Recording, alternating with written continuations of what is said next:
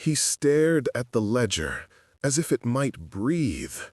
The numbers didn't look like numbers anymore.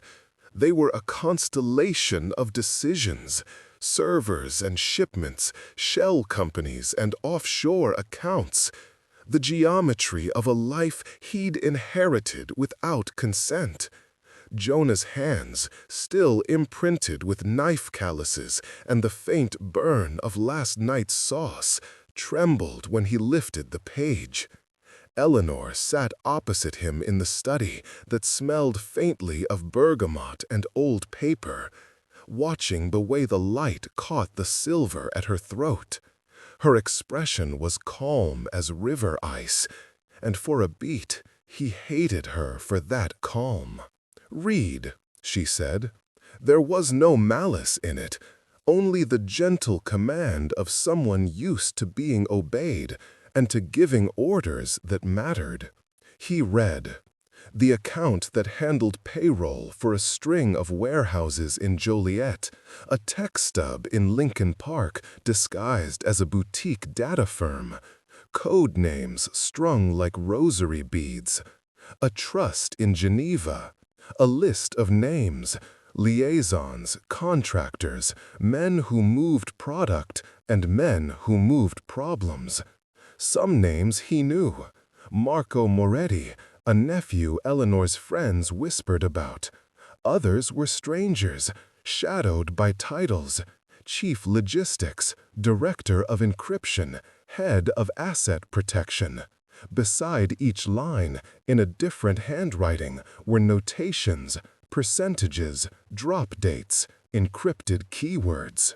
"You did this," Jonah said finally, voice small. "All of this?" Eleanor's smile was the smallest thing. It did not reach her eyes entirely. "We did it, Jonah. The family did. I kept it cloaked. I kept the shine out here." She gestured toward the bay window where snow dusted the garden like confetti on an empty seat, so that when people saw dinners and donations, when they met Miss Moretti at the gala, they didn't have to ask the questions that would make the press stop smiling and start asking where blood on a ledger comes from. "I married you because I thought," he broke off, because there was tenderness in him that refused to be entirely martyred by betrayal. "Eleanor, I thought you were," he groped for a word that used to mean safety, "legitimate." She laughed then, but it was a private sound, a mirror back to some younger laughter she'd kept. "Jonah," she said softly, "legitimate isn't always safe. Safe doesn't always make the bills stop arriving with labels you don't want attached. I married you because I wanted you to have a choice." He had been 32 and naive enough to believe in second chances. He had been hungry for a future that wasn't just night shifts and underpaid labor, and Eleanor's attentions had been a lighthouse. That she gave him a ring, and later, a quiet ceremony in the garden with her closest friends, had felt like a miracle. That miracle had sleeper clauses, he was learning. Legal minutiae that, in the hands of the Moretti family's lawyers, turned a husband into a sovereign. "Choice," Jonah's voice broke on the word. "You made me executor, Eleanor. You made me head. You signed papers that put my name on things that," he couldn't say, "people die for." It was one of those truths that lived like a tectonic shift beneath the polite conversation of their house. "You'll be the face," she said simply, as if describing the heat under the stove. "The law will see Panama Papers and a responsible estate. The family will see continuity. Rivals will see a man who does not eat alone at midnight. They will not come for the charity chairwoman. They might come for the man who stands behind her, but they'll hesitate when it's obvious he's not made of fear." "This is not a kitchen," Jonah found himself saying. It was ridiculous, small. Still, it was true. The kitchen was a place he could control with rhythm and muscle and fire. Here, whole cities were moved with software and stock. "It's more like a kitchen than you think," Eleanor said, and the tiny smile that creased her mouth held 1,000 recipes. A recipe needs balance, heat, timing. A good sous chef can hold a line. You can learn. He wanted to believe that. He also wanted to protest the moral arithmetic she demanded. The Moretti Code, implied and sometimes spelled out in the creases of Eleanor's hands, was old and practical. Protect the family, feed the family, keep the legacy intact, even if the currency is compromise. Jonah's instinct had always been to feed people with food, to leave them fuller and less lonely. This was a system that fed greed, fear, and power. The first week of his new life was a series of lessons disguised as appointments. Eleanor introduced him to men who had known her since they wore army jackets to dances, and to young executives with polished teeth who could code an encryption protocol in a single breath. They met in conference rooms with paintings that cost more than Jonah's first 3 restaurants combined. At one such meeting, in a dark, windowless room 2 floors below a Midwestern law firm, the directors watched Jonah over saucers of espresso as if they were hawks and he a fledgling. Marcos's voice slithered through as soon as he opened his mouth. "You look like a boy in his mother's suit," Marcos said. He was a man in his 40s, a sharp-cut jaw, eyes the color of river mud. There was old money about him, if old money meant violence kept tidy with custom. "This won't slip into your hands through sentiment, Jonah. This is not a charity board. This is a ledger you will sign off on and a target you will stand in front of." Jonah wanted to walk. He almost had. His fingers burned where they'd touched the folder. "I don't want to be the target," he said. And there it was, the clean honesty that had made Eleanor's eyes soften the first time they met in the fish market years ago. He didn't want to take a life, and he didn't want to be responsible for ordering that someone else's life be ended. Eleanor's answer was an old, weary shrug. "Sometimes survival is a blunt instrument," she murmured. "Sometimes the only way we keep from bleeding is to close a wound ourselves." The push and pull of that week came not from dramatic violence, but from boarding past bureaucracy and soft-spoken threats. Jonah learned how to read code, encrypted emails that looked like child scribbles until someone showed him the key. He learned to nod when CEOs promised legitimate investments, and to squint when their hands trembled at the sight of his signature. He learned to sit at dinner tables where men who'd once pulled triggers spoke about tax shelters and server farms with the same reverence a chef gives to a well-aged prosciutto. At night, when the house sighed and the kitchen hummed with the memory of a meal, Jonah would practice knives alone. He'd slice lemons until his hands felt steady, each wheel a meditation. There was life in stillness. He began to understand that this new life demanded decision by repetition. The more you did of something, the less savage it felt. But ethical boundaries were elastic things, stretching in ways he found sickening. His first directive to exercise power was small by the older count. Stop a union organizer from being hired under the guise of a community outreach initiative. Marco called it destabilizing influence mitigation. Eleanor called it practical necessity. Jonah called it a man looking for safety by making other men unsafe. He argued until he had no breath left. "It isn't always simply about rights," Eleanor said that night when he refused to sign off. She stood with her hands on his shoulders in the kitchen, so close her perfume smelled of candied orange and something more medicinal. "Sometimes it's about survival. The others will use that man to tar everything else. You know what happens when sentiment gives you a door that all men can push through." "But if we do that," Jonah felt the outline of a fracture in his chest, "if we push away every voice that could stop us, we become the thing we're afraid of." Eleanor's look was the one that had probably kept men alive when bombs and lawsuits were not yet the tools of ruin. And if we never act, we let them destroy us slowly. This family has survived by making hard choices. Those choices were not all noble. They were necessary. You have a choice, Jonah. Will you sit in the garden and watch the house burn while someone else feeds it matches? He wanted to be brave. He wanted to say no and walk out and return to his kitchen where the only lives he bent were plates. But love complicates things with a soft, enduring weight. Eleanor had fallen in love with him in ways that made the arithmetic messy. He saw it in how she lingered when he spoke, in how she had reached for his hand when the press lionized their marriage the next morning, as if her fingers could anchor him to a different moral star. "Sit down," she said. And when he did, she unfolded a different map, one that included protections for vulnerable workers, clinics run by Moretti foundations, scholarships in Jonah's name. If you move from the inside, you can mitigate the harm. You can get people out who need exit strategies. You can fund clinics that take them in. You can use the money to do good where the law can't. It sounded like bargaining, a way of reducing a moral price by paying in charity. He could see the prudence in it. He could also see it for what it was, a necessary smoothing of conscience. That first day he signed off felt like a betrayal to himself.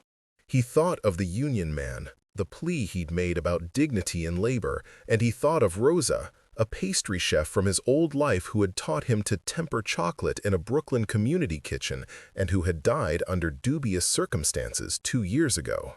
He had been too late to stop her. The guilt of that hung on the hinges of his decisions like rust. Yet moments of tenderness threaded through the darkness.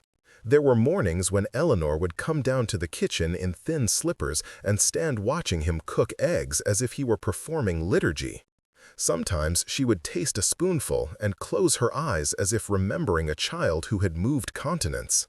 She told him stories of a husband whose death had been a clean thing or a bloody thing depending on who told it.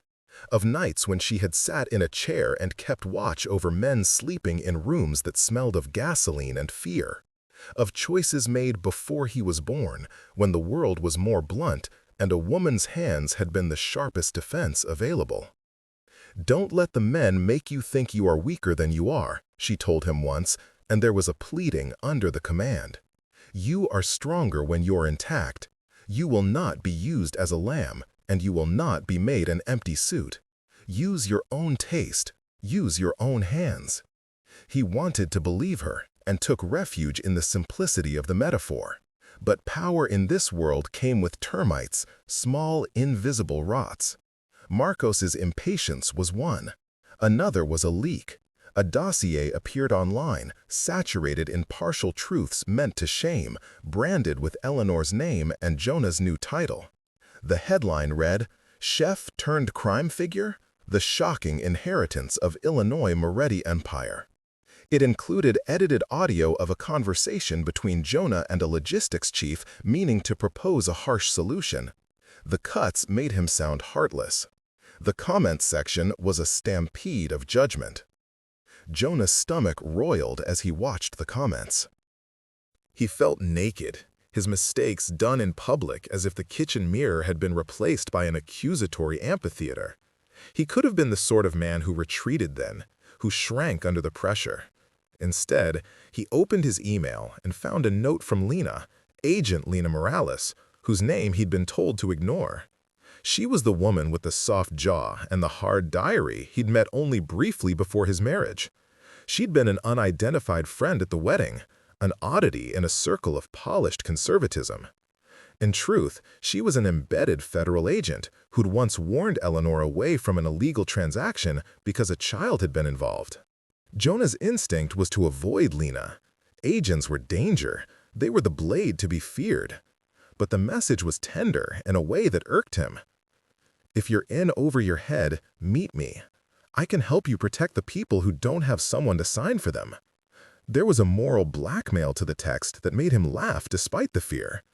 He told Eleanor about the message that night. She made more tea and didn't frown. "She's dangerous in a way I've learned to respect," she said. "If she is the kind of agent I think she is, she has a long, sensible list of things that will make both our lives difficult, and a corresponding list of things that will make it necessary for us to keep our own list." Jonah arranged to meet Lena at a diner on the far edge of the city at dusk. a place where neon fizzled and coffee tasted like industrial warmth. Lena was not what he'd expected. She was younger than he'd guessed, with laugh lines that didn't match her profession, and a habit of tucking hair behind her ear when she was thinking. She watched him like someone who had already made a judgment and then been forced to revise it. "I'm not here to arrest you, Jonah," she said immediately. "No small talk. I'm here because Eleanor's empire doesn't survive in flashbang arrests.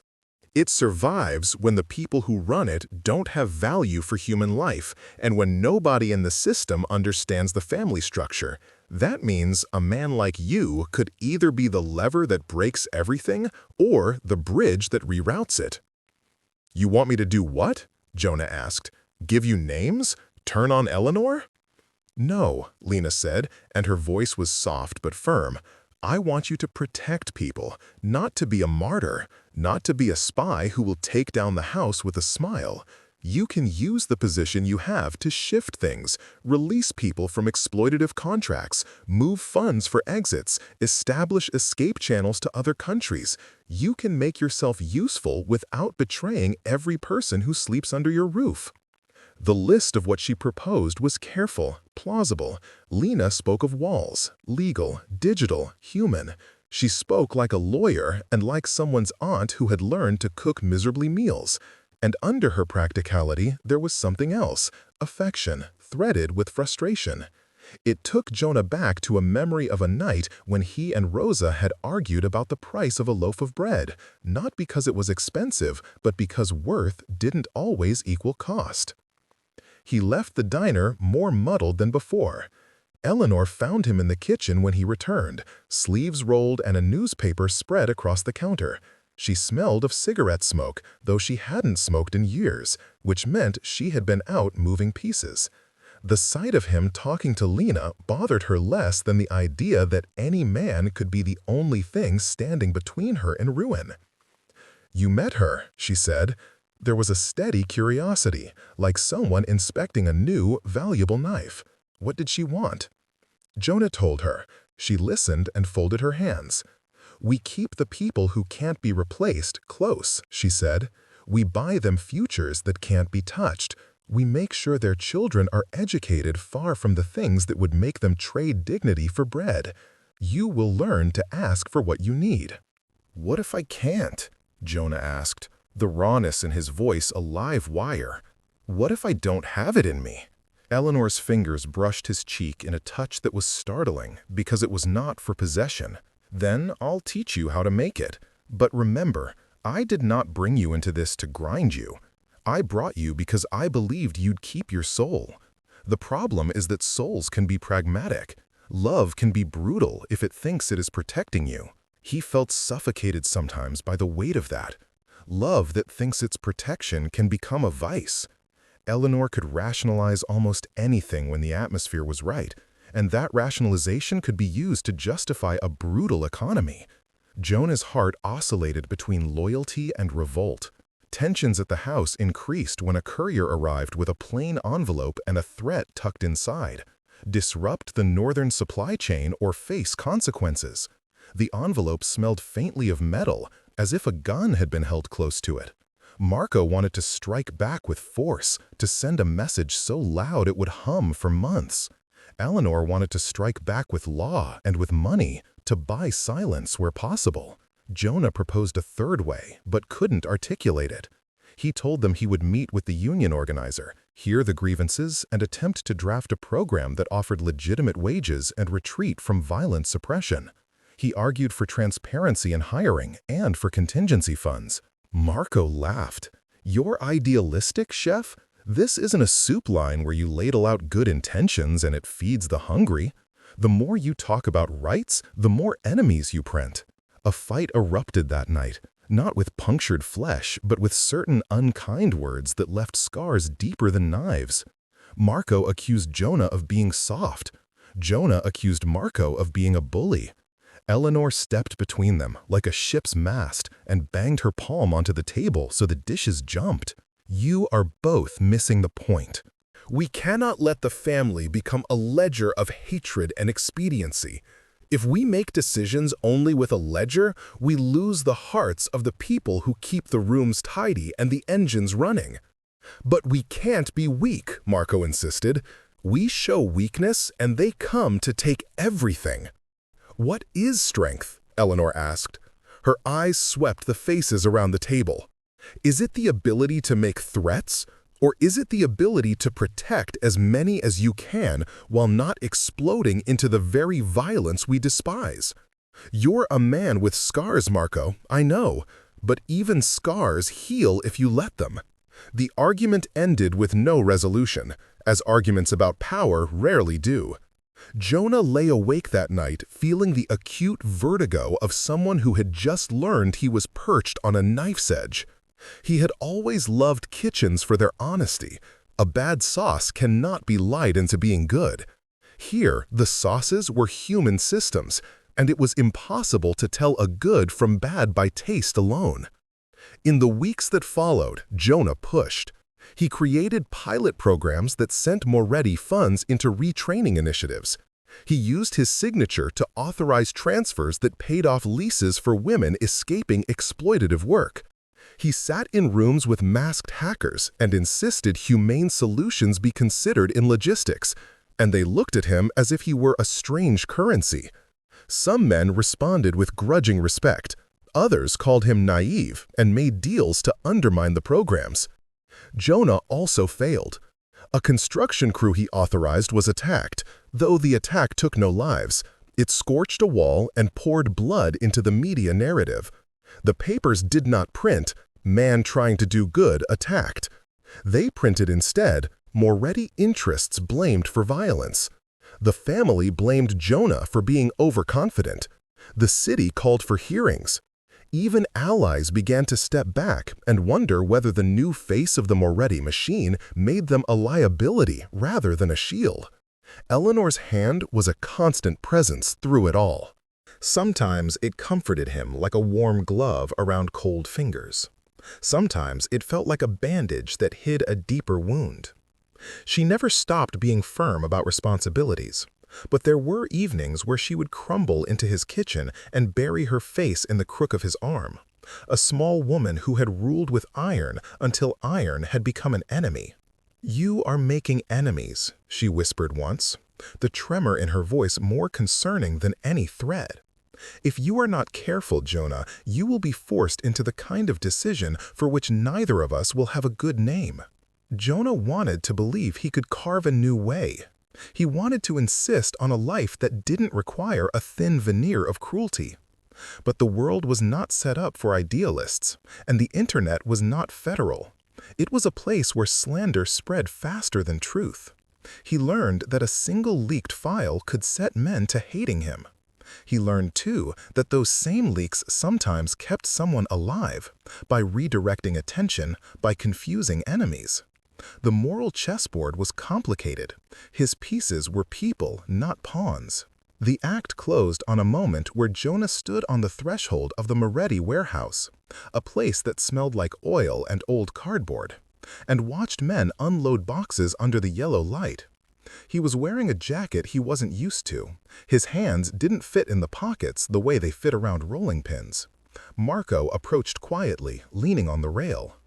"You think you can fix everything with good intentions," Marco said, and there was no venom in it, only tired contempt.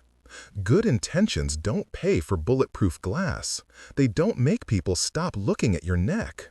"I know that," Jonah said, "but I think we can choose people before numbers. We can bend rules with kindness." Marco's laugh was soft and dangerous. "Maybe you'll die like that, Jonah. Maybe you'll drag us down trying." Jonah's reply was simple, because he had been a cook for most of his life, and cooks speak plainly. "I won't let them take people who can't protect themselves," he said. "And I won't let you make us monsters because scares taught you ways to survive." Marco's hand landed on his shoulder then, not a threat, but a test. "Prove it," he said. "Prove you can be what you claim without getting us all killed." When Jonah went home that night, Eleanor already knew the challenge he faced. The letter from an unknown sender that had come through her line last week now seemed to pulse under the desk, a future binding. She poured him wine and put a single old record on the turntable. The music was a faded tango that seemed to suggest both danger and closeness. "You will be tested," she said, removing her gloves. "Power doesn't like smiling faces with ethics, but neither do I. Remember why you fought." He remembered Rosa and the nights his hands had been raw with pastry, the way a child's face would light when bread came warm. He remembered the first time Eleanor had held his knuckles and told him he'd done something good. He remembered Lena too, though he had not yet let himself acknowledge the way her presence tightened his chest. He slept poorly that night, full of visions of ledger lines that bled into each other. In the morning, snow had come, and the city seemed washed clean of its pretenses. He had to go to the warehouse and sign a document regarding a line of trucks. Either the trucks ran and the job stayed intact, or the trucks stopped and the men who depended on them falter. He walked into the office and found an envelope on his desk. Inside were photos, grainy images of a boy on a stoop, a name he'd come to know in his heart. Rosa's son, a young man who'd been trying to find work and who was now tied to a debt made by men who counted people like inventory. The photos were like a cold hand on Jonah's sternum. Someone had made a decision for him. The family had always been a machine of choices. Now that he wore the badge, he felt the engine's weight. He called Eleanor, and her voice on the other end was a constant, like an anchor in a river. "You cannot stop all the harm," she said gently. "You can stop some. You will be tempted to make larger sacrifices to save everyone. Do not. But if they come for Rosa's boy?" He could not finish. "Then we get him out," she said. "We do not invite catastrophe by making ourselves hollow saints." He had to decide in that moment, to go the way of concessions and small mercies, or to try and blow up the machine in hopes of making space for honesty. The choice stretched under his feet like cracked ice. As he left the office, the winter air cut his face, and the city lay mapped out in a way he no longer entirely recognized. The push and pull inside him had not ended. It had only become a steadier war. He loved Eleanor. He did not want to be the reason she was unmade, or to watch as the men who had loved her for different reasons consumed her to feed their own grievances. He also did not want to become the man who, under the guise of protection, blurred the lines until everything that made him human was erased. He stepped into the warehouse light, ready to sign the trucks and to make promises, and knew that the night would not be simple. The more he tried to hold on to softness, the more the world asked for hardness. He felt, taut as a bowstring under a soldier's hand, the inevitable question: how much would he bend before he broke? And in the worst of his nightmares, the ledger closed itself, and he'd be the one holding the knife. He found the photos at the bottom of the envelope and sat on the edge of the loading dock with them like a penitent. The pictures smelled faintly of diesel and dust, stolen angles of a young man, Rosa's son, laughing once into a phone. Another, later, with the same kid looking hollowed out by nights spent where the light was thin. Notes in the margin, coordinates, a name, an implied debt had the clipped certainty of people who made decisions for others and never once asked if those others were human. Jonah had the ridiculous impulse to smash the photos. Instead, he folded them, pockets them, and walked into the warehouse, where men worked as if their lives depended on their speed, because, for some of them, they did. The trucks he was supposed to sign off on idled like patient beasts. The ledger that decided their route glared at him from his briefcase like a final exam he had not studied for. His palms still smelled faintly of lemon oil from the morning, a ridiculous reminder of a life of simple things: citron thyme, a copper pan humming. He signed the papers with a hand that trembled less than it felt like it did. Pressure in this life was less about the physical bang of violence and more about the slow, corrosive hum of leverage. The first revelation that broke through into brutality was not a gunshot, but a subpoena, issued by a federal grand jury the week after Jonah's signature tour. Eleanor had not told him about the investigation that had hovered like cloud cover over Moretti interests for years. She had assumed that keeping him in the dark was mercy. To Jonah, it felt like betrayal. To find out he was the public face of an empire targeted by the state without being prepped for the maneuver was to learn you'd been asked to stand in a burning room with no idea how to find the door. "You should have told me," he accused her the night they received the papers. The room between them filled with the kind of silence that is the sound of two people counting what they still mean to each other. "And have you run?" Eleanor's voice was ice and velvet, as always. "If I'd told you, would you have fled to a kitchen in Jersey and let the family be pulled apart by men who enjoy watching someone try to be noble and fail?" "I wouldn't have let anyone be trafficked," Jonah said. "I wouldn't have let Rose's boy be used as leverage." Eleanor's lips thinned. "We both live in a world where leverage is currency. You can try to run from the currency, or you can learn to use it to buy people out of hands that would do them harm." That word, currency, kept surfacing as if it were a rant of the new world. Money wasn't the only currency. Secrets, favors, humiliation, and data all traded in similar markets. Jonah had a kitchen vocabulary. The language of servers, call center encryption, and shell corporations was alien to him. He learned fast, not because he wanted to, but because the ledger demanded fluency. He met with Eleanor, the director of encryption, who smelled faintly of ozone and had nails filed to a uniform point. She taught him how to read a hash, how a transfer could be cloaked with plausible profit. She also taught him about tactics that sat on his stomach like a cold meal. Compromat, targeted leaks, honey traps that used people's appetites against them. The first fracture opened in the way secrets were kept. Jonah learned that Marco had been quietly dealing with a rival family in Detroit, promising them the northern supply chain in exchange for an immunity of sorts. Marco had not told Eleanor, Eleanor had not told Jonah. The Moretti Code, protect the family, keep the legacy, had always included a carve-out for territorial negotiations, but secrecy was the solvent that could make compromises slippery. Marco's conversations had been recorded by someone who wanted a different kind of order, someone who believed the Morettis were getting soft and needed a lesson. When Jonah confronted Marco, the air between them tasted of iron. "You gave them a piece of the North," Jonah said, holding the printed transcript like an accusation. "You promised them trucks that belong to people who need those jobs." Marco's face closed, then reopened with that tired smirk that belonged to men who had measured the world in threats and counters.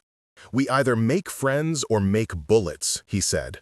"I don't like bullets when other routes are open." "You don't get to sell people's livelihoods," Jonah told him. "That's not power, that's theft." Marco laughed, and the sound was devoid of humor. "You think you can legislate morality in this house, chef? You think you can put a bandage of good intentions on a system that feeds on being ruthless? This isn't about you." That line, "this isn't about you," bored into Jonah like a splinter. Was it his place to disrupt a system that kept 1,000 small mercies going? Or did his heart have to be the place that decided when enough harm was enough? Another fracture opened when Lena arrived at the estate with a thin, diplomatic smile. She moved like someone born to doors and keys. "We can move legally," she told Jonah in a whisper one night by the library windows. "We can get people out without burning the whole house down. But I need a list, and I need to know who you will protect." Jonah offered names: Rosa's boy, 2 women in the bakery line who had children, a logistics foreman with asthma, a hacker whose sister had been threatened. Lena listened and wrote. Then she asked the question that made his chest tighten. Are you willing to sign a statement, publicly, to tell the truth about what you know so people are forced to respond? Jonah imagined standing before a harsh light and saying, "These are the crimes we did," and felt something old and vital inside him recoil. Eleanor had built her life on the opacity of answers. Exposure might save some, but annihilate many. He thought of Rosa and the child and the ledger, and of Lena's earnest, dangerous heroism. He thought of Eleanor's gentle mouth on his knuckles the first night he had signed a transfer to fund a retraining program. He thought of Marco and his smirk, and how a misstep could ignite a war the family could not survive. "I won't lie," he said. "But I won't be the one to tear down the house if it means everyone inside falls with it." Lena's eyes were a palette of pragmatism and something gentler. "Then help me in another way. Give us what we can rescue and keep your people safe otherwise. It's not heroic, Jonah. It's humane." The choice divided the house like a fault line. Marco saw Jonah's cooperation with Lena as treachery. He staged a demonstration. One night, 100 men in black vandalized a rival's front and left a calling card bearing Jonah's initials. The press ran images of broken glass and a chef's jacket stained with paint, and the Moretti brand lurching between philanthropy and violence. Eleanor, furious in a way that frightened Jonah because she did not often show fury like a child, demanded loyalty. He gave it in the small ways: signatures to keep funds moving for clinics, quiet directives to shelter a woman and reroute a truck. But loyalty now had an edge of calculation that made him feel like an actor learning the lines of a part he didn't believe in. The biggest fracture, though, was in the private spaces where the two of them used to be able to talk without calculation. When Jonah would speak of Lena or ask for mercy for a worker, Eleanor began to flinch. He could detect the sharpening of her voice as if she were fitting her words into a lock. "You are still young," she told him once, and the sentence held a warning as much as a lament. "You still think saving someone is a one-time act." "And you think it's forever?" he snapped. The heat between them was not simply anger, it was grief. The grief of a man who loved a woman and feared becoming what she had to be to survive. "You are falling in love with the idea of being loved while you are being asked to play a dangerous part," Eleanor said, and he saw her hands tremble. Do not confuse rescue with permission to judge. There were nights when Jonah lay awake and imagined the ledger snapping shut and leaving them both in rubble. He imagined Eleanor's face lined with regret or iron or both. He imagined Marco at the helm, hair slicked, smiling comfortably at the ruin he could sow. He imagined Lena holding a fistful of papers that could make men accountable and not being absolutely sure the law would finish the job without breaking what needed to be kept intact. Trust eroded in small, private ways. Jonah would find a ledger entry he couldn't reconcile. Eleanor would leave the room when he tried to ask about it, claiming privacy born of survival. Marco would slide a threatening note under the door and look at Jonah as if to say, "You knew, and you let it happen." Lena would show him a photograph taken on a rainy night of a Moretti courier passing a package that smelled of plastic gold, drugs packaged as humanitarian aid, and he would feel as if the house were tilted and he was on the wrong side of the tilt. The world tightened its screws further when an encrypted dossier leaked from within the family's own servers and hit the dark corners of the web. It named men by title and trade and followed with bank receipts and GPS logs. The piece de resistance was an audio tape where Jonathan Hale, his name mangled into something that sounded like a public enemy, argued for a deterrent against a union organizer. The audio was chopped, context removed, and made to nudge a narrative. Social media sang its chorus. Even charitable boards where Eleanor sat as a patron pulled back with a public statement praising transparency and ethics. Jonah, who had once trusted the honest heat of a stove over the duplicity of boardrooms, felt himself cracking. He confronted Eleanor with the cold fury of a man who had worked too many nights to be dismissed easily. "You let them set me up," he said, throat tight. "You let them make my voice into a weapon." Eleanor's face was weathered but unrepentant. "We all wear masks," she said. "Sometimes the mask must be changed to save the face beneath it. I didn't come into this to make you a martyr. I came into this to give you the tools to shape it." "It isn't shaping," Jonah whispered. "It's puppetry." Eleanor's eyes softened until he could almost forget the ledger. "Then either learn the strings or leave the stage. You cannot stand in both worlds forever, Jonah. Men will ask for proof of where your loyalties lie. They will test you. They will send you pictures of the people you love and ask for your hand. Be prepared." As Act 3 closed, the fractures were many and deep.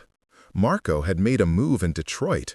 A rival had responded with a car bomb that didn't kill anyone, but sang a siren through a quiet night. Lena had brought him a list of people they could legally extract, but warned that each extraction would be paid for with favors somewhere else. Eleanor had begun to move pieces that made Jonah uneasy. Payoffs, resignations, promises whispered into the polished ears of men who thought they owned the city. Jonah stood in his kitchen at dawn, the lemon juice and sugar on the counter like evidence of a life that had once been innocent. He wanted the simplicity of feeding people. He wanted the moral clarity of heat and salt and honest labor. Instead, he stood between an old woman whose hands had made a business of survival and a nephew whose appetite for consolidation had the smell of old grease. In the drawer, the photos of Rosa's boy lay folded like a plea. The question that had been simmering since the beginning, what would he sacrifice, was now not a hypothetical. It was a ledger item waiting for his signature. The fractures had been revealed. The secrets were no longer boxes on a desk. They were people, burned and asked to be quiet. The house had begun to split along lines drawn by fear, by love, and by an inevitable desire for power. Jonah realized, with a cold, quiet clarity, that whatever he chose next would not simply determine whether the Moretti Empire bent toward mercy or cruelty. It would determine whether he kept his hands clean or stained them with blood that would never scrub out. He woke to the sound of glass breaking somewhere deep in the house, a brittle, surprised noise that cleaved sleep like a bad knife. Eleanor was already up when he reached the parlor, coat over her nightdress, hair like a halo from the lamp. The front door hung open, not from wind, but from intent. Snowed footprints led away in hurried arcs. A brass postbox lay on the mat, its lock split like an opened ribcage. Marco stood by the staircase, jaw corded, his hand a hard thing on the banister. For a second, Jonah thought of childhood thresholds, the kitchen door swinging, the clatter of pans, the raw honesty of a demand for bread. This was not a table to be set with bread. "They took a ledger," Marco said, "one of the satellite accounts. They left us this." He held up a single Polaroid, edges clouded. A boy, Jonah's stomach already recognized. Rosa's son, standing under a street lamp with a man whose hand rested on his shoulder like ownership. "They wanted our attention," Marco finished. "They wanted to see what button they'd need to press." Eleanor's face, when Jonah looked at it, was a map of choice.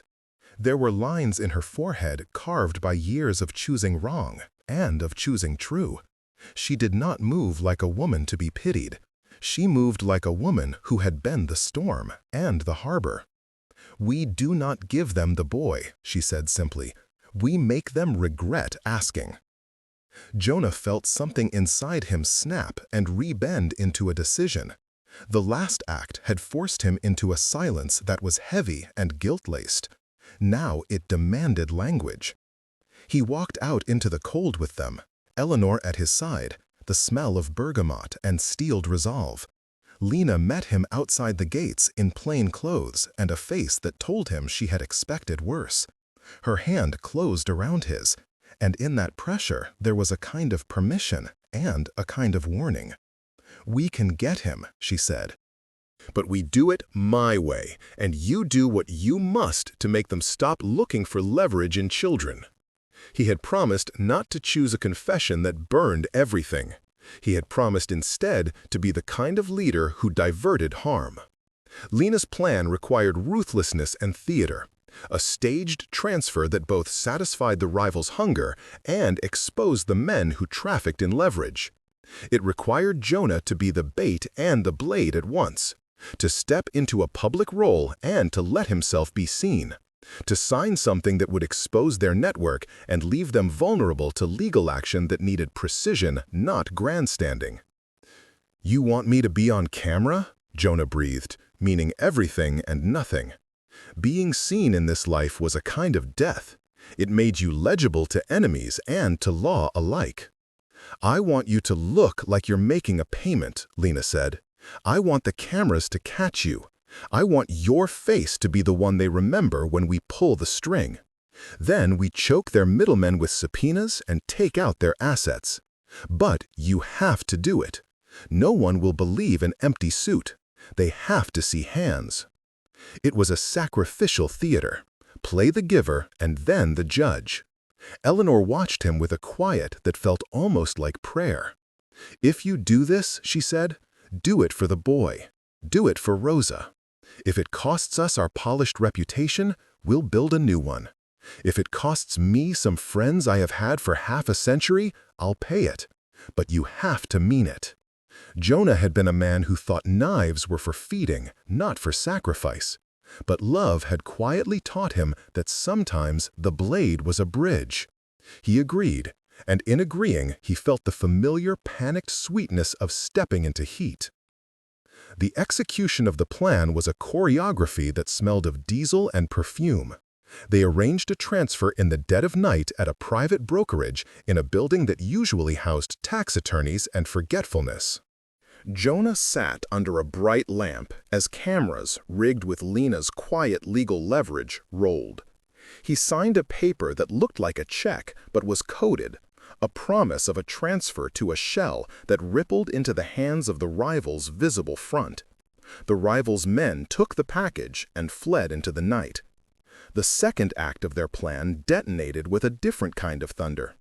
Lena and federal agents, armed with warrants and the names Jonah had authorized for rescue, raided storage units and apartments where the middlemen operated. Marco had provided muscle without fanfare, men who liked order more than glory, while Eleanor sat in the Moretti house and watched the news like someone steering a ship by stars. In the raids, they found ledgers and queues of invoices tied to shell corporations, emails with photographic proof of trafficked dependents. They found Rosa's boy in a filthy room lined with sleeping mats, frightened and near collapse. Jonah held him and smelled the cheap cologne of men who traded children like inventory. The public reaction was a hurricane. The footage that had been meant to sell a payment became, in Lena's hands, an indictment. Jonah had shown his face in a way he never intended to. Speeches about protection, tears that felt like an exposed vein. The media ate it up, spinning him alternately as a noble savior and as a complicit pawn. Headlines screamed, but the raids stuck. Federal indictments followed for several of the rivals' middlemen, and the boy was home in the house before midnight, asleep on a pillow that smelled like lemon and cinnamon. The cost came like a slow burn. Men in suits who had once smiled at Eleanor's foundation parties now boarded their donations elsewhere. A patron withdrew an endowment. Marco's allies sniped in boardrooms and in alleyways. A stored shipment was burned, trucks torched in an orange that licked a righteous fury into the night. There was a child who slept safe, and a city that now had the Moretti name printed next to scandal in polite papers. Eleanor paid with friends, Jonah paid with reputation, and Marco paid, somewhere in the teeth of the movement, with humiliation that made him retreat to low-voiced threats. But the boy was alive. In the immediate aftermath, the house felt different. The air was less like armor and more like glass, fragile but transparent. Jonah and Eleanor looked at each other across a table laid with stale coffee and a dish of biscotti. He could see the tired calculation in her jaw softened by an odd, private relief. "You were brave," she said. And it was not the kind of praise that smooths ego. It was the kind that holds a wound and says, "I saw you bleed, so I know you can survive." He set his hand on hers, the gesture small and old as a prayer. "We lost things," he said, "but we saved someone." "We saved someone because you refused to let a child be a bargaining chip," she replied. "That is different from naivety, Jonah. It's an act of stubbornness that has teeth. It matters." The next days were a mixture of legal wrangling and fragile reconciliation. Marco sulked in private and then called a meeting to lay down new rules. No more selling of livelihoods, and a new oversight board that Jonah was to chair in name and in truth. Marco's concession was as much a punishment as a peace pact. He had to yield some power, and Jonah had to risk political capital. Eleanor brokered the promise with an old-world grace that was seasoned with cunning.